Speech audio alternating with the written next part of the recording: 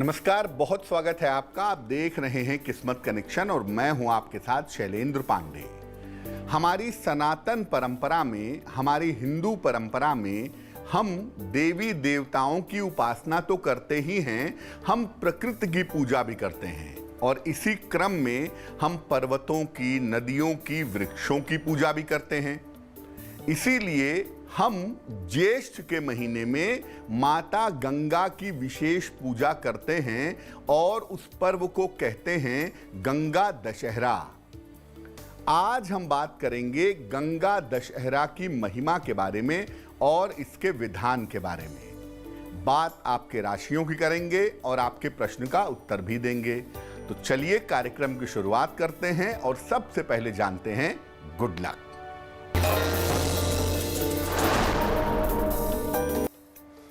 भगवान शिव को नियमित रूप से अगर गंगा जल अर्पित किया जाए तो आपके विवाह तय होने में अगर बाधा आ रही है तो यह बाधा निश्चित रूप से दूर हो जाती है।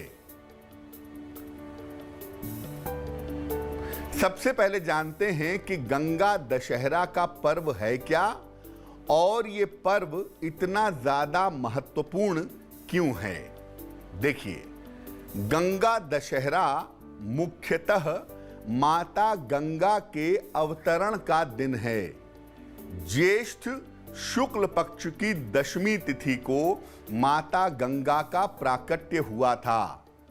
गंगा दशहरा के दिन माता गंगा भगवान शिव की जटाओं से निकल करके धरती पर आई थीं। उनके धरती पर आने के बाद ही राजा भागीरथ के पूर्वजों की तृप्ति हुई थी। गंगा दशहरा के दिन स्नान और दान करने से पापों का नाश होता है और पूर्वजों की तृप्ति होती है। गंगा दशहरा के दिन भगवान शिव की पूजा का भी विशेष महत्व है क्योंकि गंगा भगवान शिव से सीधे तौर से कनेक्टेड हैं। इस बार गंगा दशहरा का पर्व 20 जून को मनाया जा रहा है। चर्चा को आगे बढ़ाएंगे, लेकिन उसके पहले मेष, वृषभ और मिथुन राशि का राशिफल।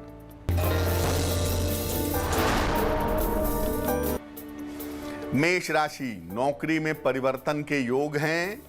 धन की स्थिति अच्छी रहेगी। उपहार सम्मान का लाभ मिलेगा। शुभ रंग सफेद और भाग्य होगा 70%।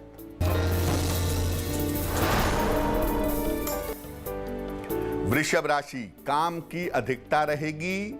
किसी पुराने मित्र से मुलाकात होगी, हालांकि फायदा होगा आपको। मानसिक चिंताएं दूर होंगी। शुभ रंग धानी और भाग्य होगा 65%।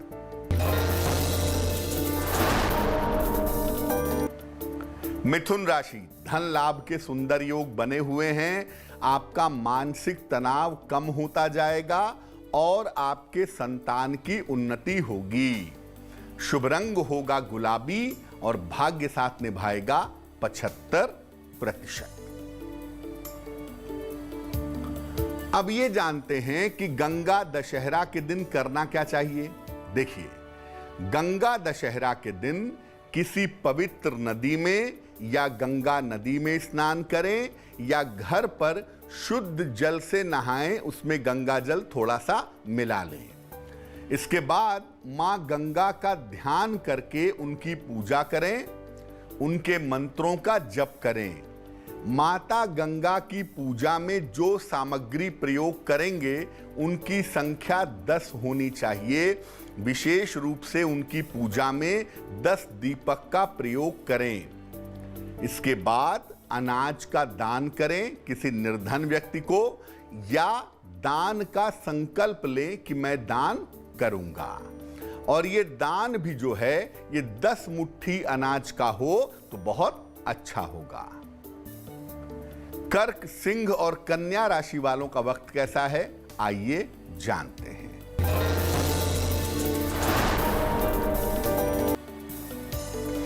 कर्क राशि, वाद विवाद से बचाव करें। करियर में थोड़ी दिक्कतें हो सकती हैं, इसलिए बेहतर होगा कि भगवान सूर्य को जल अर्पित करें। शुभ रंग धानी और भाग्य साथ निभाएगा 60%।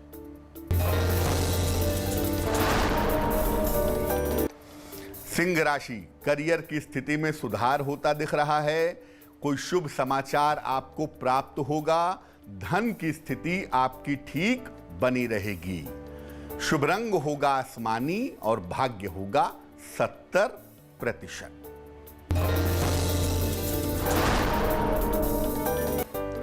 कन्या राशि, आर्थिक पक्ष आपका मजबूत होगा।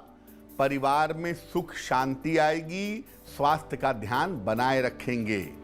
शुभ रंग क्रीम और भाग्य होगा 80%।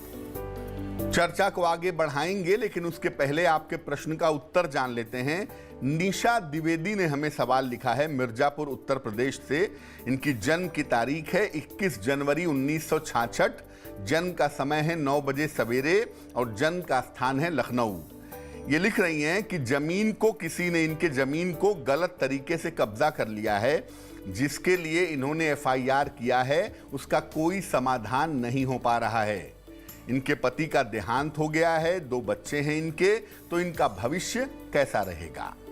निशा जी, आपकी कुंडली बनती है कुंभ लग्न की और आपकी राशि बनती है मकर राशि। महादशा शनि की और अंतरदशा भी शनि की फिलहाल चल रही है। 2022 के अप्रैल के बाद आपकी जमीन की समस्या का समाधान होने की संभावना बनती है और ये समाधान आपको न्यायालय के माध्यम से प्राप्त होगा। दूसरी बात यह है कि शनि आपकी कुंडली में फेवरेबल है, अनुकूल है, इसलिए शनि की जो महादशा आपकी अभी चल रही है, इस महादशा में आपका जीवन बेहतर होगा। बच्चे आपके सेटल हो जाएंगे, जिंदगी आपकी ठीक रहेगी। हड्डियों की समस्या से और न्यूरो प्रॉब्लम से थोड़ा बचने का प्रयास करिएगा। थोड़ा सा ध्यान इस समय स्वास्थ्य का बनाए रखिएगा। 2 उपाय करिए। एक नीलम बनवा के पहन लीजिए, टेस्ट कर लीजिएगा पहनने के पहले। तकरीबन 6-7 रत्ती का नीलम चांदी की अंगूठी में, दाहिने हाथ के मध्यमा उंगली में। शनिवार की रात को एक नीलम पहन लीजिए। सुबह और शाम दोनों समय एक बार संकट मोचन हनुमानाष्टक इसका पाठ करिए। हनुमान जी से प्रार्थना करिए, आपकी मुश्किलें हल हो जाएंगी। अब जानते हैं गंगा दशहरा के विशेष प्रयोग के बारे में। अगर आप महिला हैं और अखंड सौभाग्य चाहती हैं कि आपका वैवाहिक जीवन बहुत सुंदर रहे, तो क्या करेंगी? संपूर्ण श्रृंगार करके मां गंगा की आरती करिए। इसके बाद माता को वस्त्र और श्रृंगार की वस्तुएं अर्पित करिए। माता गंगा से प्रार्थना करिए अपने अच्छे वैवाहिक जीवन के लिए और अखंड सौभाग्य के लिए। इसके बाद जो वस्तुएं आपने माता गंगा को अर्पित की हैं, उन्हें किसी सौभाग्यवती स्त्री को दान कर दीजिए। तुला, वृश्चिक और धनु राशि वालों का वक्त कैसा है, आइए जानते हैं।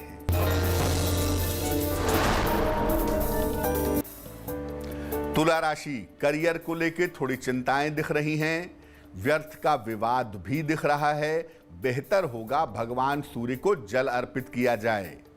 शुभ रंग होगा हरा और भाग्य होगा 60%।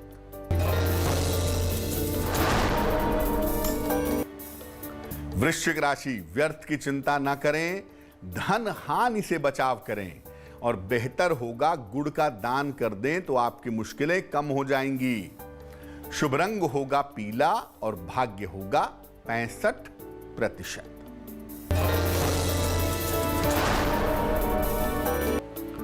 धनु राशि, किसी बड़े काम की शुरुआत होती दिख रही है। सम्मान और उपहार की प्राप्ति होगी। संतान की तमाम चिंताएं समाप्त होंगी। शुभ रंग होगा धानी और भाग्य साथ निभाएगा 70%। अब जानते हैं कि लंबी आयु के लिए और स्वास्थ्य की रक्षा के लिए क्या करें। गंगा दशहरा के दिन एक लोटे में पानी लें, उसमें थोड़ा गंगा जल मिला के घर से जाएं, शिवलिंग के सामने बैठें। गंगा जल आपके पास काफी है तो पूरा गंगा जल भर के लोटे में आप शिव जी के मंदिर जाएं, शिवलिंग के सामने बैठें।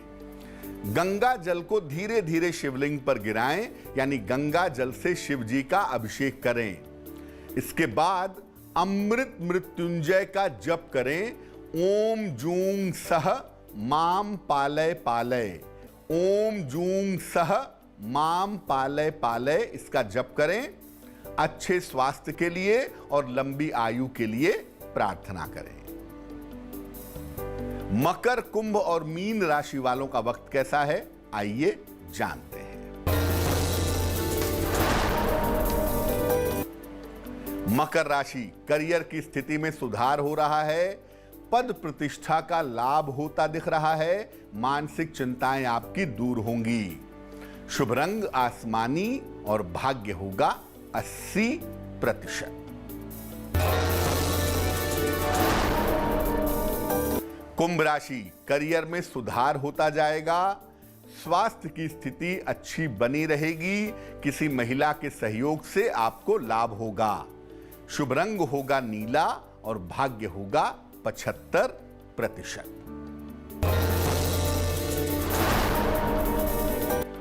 मीन राशि, बेवजह का तनाव मत पालिए, निर्णयों में किसी तरह की जल्दबाजी मत करिए, बेहतर होगा भगवान सूर्य को जल अर्पित कीजिए। शुभ रंग